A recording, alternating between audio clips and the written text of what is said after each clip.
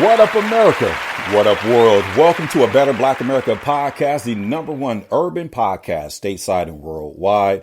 Now, today is Thursday, April 7th, 2022. Now, black excellence versus black ignorance is what it's all boiling down to when it comes to where we are as a society.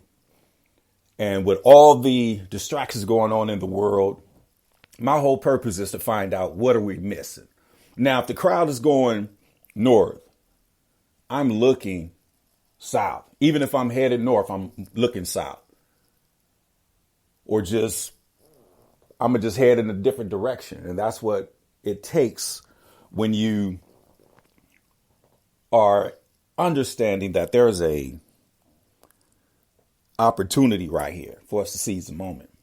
Now, with all the viral videos and all the distractions, like I said, the Jada Pinkett, Will Smith little situation, everybody is, psychologist and marriage therapist, but we're going to move on because we know without a shadow of a doubt, we've been missing a lot. Bombs are still shooting over in Ukraine.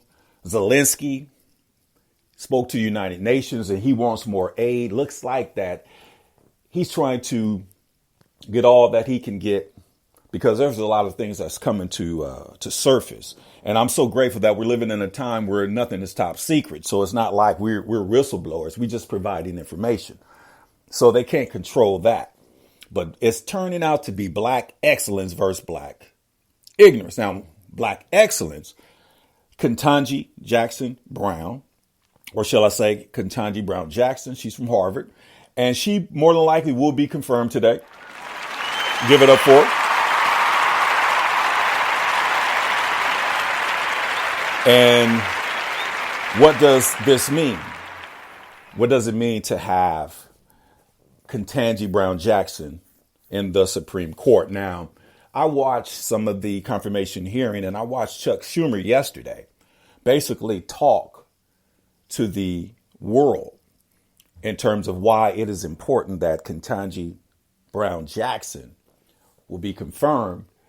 Is that the hope that she gives for the black community? And I'm sitting back like, wait a minute. Now, if this was 1960, 70, 80, 90, 2000, 2010, okay, I get it. But just because a black woman will be confirmed today and will sit on the Supreme Court doesn't mean anything to the black race. It doesn't mean anything literally to America, because she will be replacing a liberal judge that's retiring. So you taking out a liberal judge and you putting another liberal in. So the balance is still even. So it's not like they're adding a liberal judge and we'll have more liberals on the Supreme Court. Then that would be a big victory. But the fact that, the color of her skin. And Dr. King said it best. It's about the content of our character, not the color of our skin, but the society that we live in. We can't help but deal with race because it seems like we cannot get away from it, even if we want to, because the devil is tempting us. And when I say the devil is tempting us, he's doing things in plain sight in our face that we know is not right. But somehow we choose black ignorance and not step up to the plate and choose black excellence.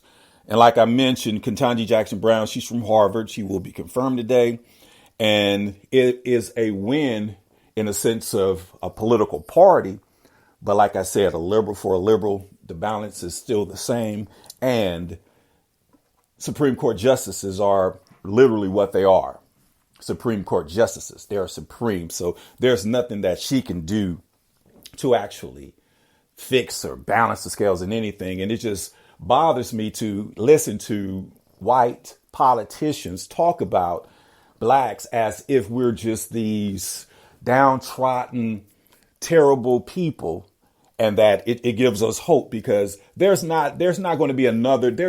other woman that can aspire to be on the Supreme Court, because I guarantee you Ketanji Jackson Brown will still be there in the next 20 years. Just like when the former president of BET, her name is, I can't think of her name right now, but she got an award and she worked for BET for 30 years before they sold out to Viacom. And she said, I hope I'm an inspiration to black and brown girls all over the world. It's like, how can you be an inspiration when you held down that position for 30 years? So we got to stop being fooled and bamboozled just because somebody is successful. Now, if you listen to successful people, a lot of them had no clue that they would be who they are or where they are today. So when you try to follow somebody's footsteps, you basically are blocking your blessings because you really don't know the whole truth and nothing but the truth of how those individuals got to those positions or what they had to go through and sacrifice. It's like like a man falling in love with his high school sweetheart and then trying to give relationship advice. No, you can't give a relationship advice to people. You only have one girlfriend in your life, one love. So you basically know how to fall in love. 99.9% of us are not with our high school, college sweetheart. So we got to figure out and meet somebody from scratch and try to figure things out. So there's no way we can actually have any advice. But based on them being married, they will get the respect. But a lot of women don't understand that for men to be happily married, there's a sacrificing of his happiness, because they say, happy wife, happy life. But the flip side of that is an unhappy husband will be your husband. Keeping it 100, because everybody's supposed to be happy in these equations. But some people choose the low road because that just, the science that just, they picked up. So black excellence versus black ignorance. Now, if you think or try to defend or rationalize or justify the Will Smith situation, that's black ignorance all day. Because black excellence is holding to our own mantra, our own banter when it comes to the content of our character. We have to be a level above. We are the standard. It seems that we are realizing that all men are not created equal, and we realize that all races is not created equal because for some strange reason, two races have to come together to control another race. And now that we're living in a times where we're taking a blast from the past and bringing back our old history and put it into the front and forcing us to think about it, because I didn't think we would be talking about Emmett Till and lynching and Mr. Willie Lynch in 2022. But for some strange reason, our president decided to actually name a bill, the HR 55 Emmett Till Antilynching Act, in which we all know that lynching came from and was derived from Mr. Willie Lynch, who was invited to the Americas in 1865 to teach the 13 colonists of how to make a slave. And Emmett Till was the young individual that was killed just because his race, because he whistled or said, "Hey, that's a fine white lady." And the whole town came out and just brutalized him. Now, anti-lynching as a bill. So now today, in 2022, lynching is illegal. So it's basically saying that lynching was legal. And since it's named after Willie Lynch himself, so basically that was a poison shot to actually destroy CRT. And what I mean destroy CRT, critical race theory. Now, a lot of times we like to debate in fun and just talk about stuff just because.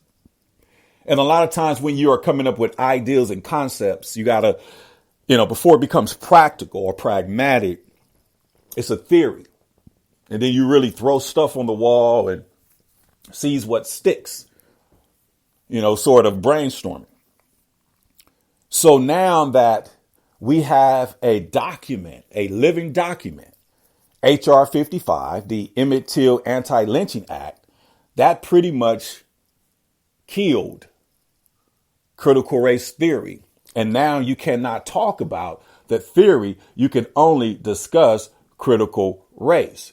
And when you talk about critical race, then now you could add facts, not fiction. You could add the system. And when I say system, systematic. And race when it comes to race, it's about due process. So if you have a system in place to stop an entire group of people, and it's been confirmed by President Joe Biden and signed into law in 2022, then critical race theory is dead. So all these people have spent their entire life or their career trying to, change the game socially and economically, want to basically not be honest, because critical race theory, now that it's law, critical race is in the books. Now you got to understand and respect the fact that lynching was legal, slavery was real. And now the president of the United States, for some strange reason, just gave us and delivered us this surprise at the end of the month. But I think they thought it was going to go a different way, because Obama showed up at the White House on Tuesday and they were talking about the Affordable Care Act, which actually passed.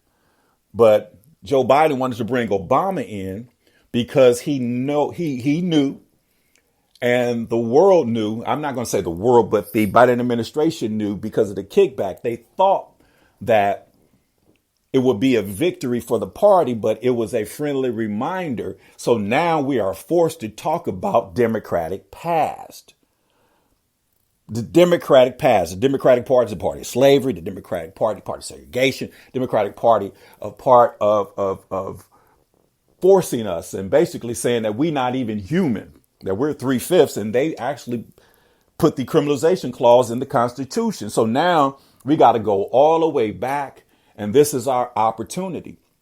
So we're going to keep the same energy, because we realize that the black man cannot be torn between two political parties, no pun intended, because the science of Willie Lynch, which a bill signed in 2022 into law by President Biden, is real. So no one could debunk the fact, or no one can out debate or anything. So what I'm saying, as a people, we can no longer be torn in between the two political parties. We have to be nonpartisan, independent. We have to really come together and have one single ideal and one single objective, and that's upward mobility, and to balance the scales socially and economically.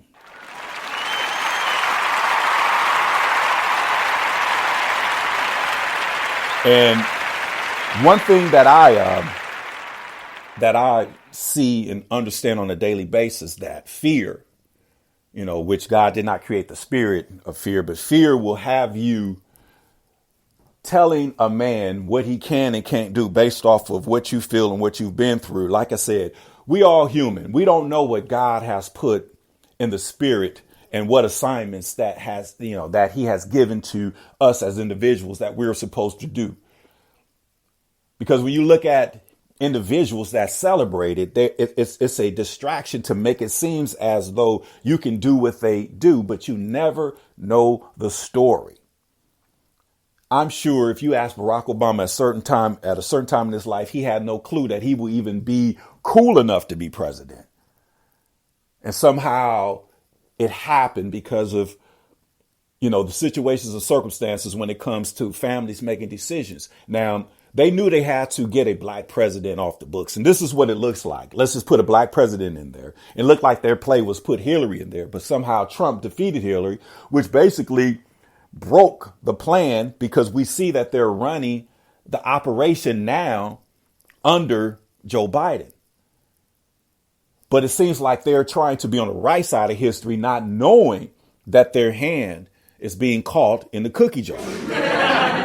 Your hand is being caught in the cookie jar. So now you got crumbs on your fingers, and you cannot escape this. We have a legislation. We have a bill that was signed into law, H.R. 55, Emmett Till Antilynching Act, which confirmed that lynching was legal and confirmed that these atrocities was happening all over America, more importantly, in the segregated South.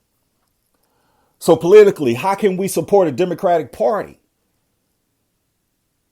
that owned us and looks at us as liabilities. So if you look at the Democratic Party as a whole and pay attention to actually how their whole philosophy, they treat blacks as liabilities that we can't think for ourselves. Just like when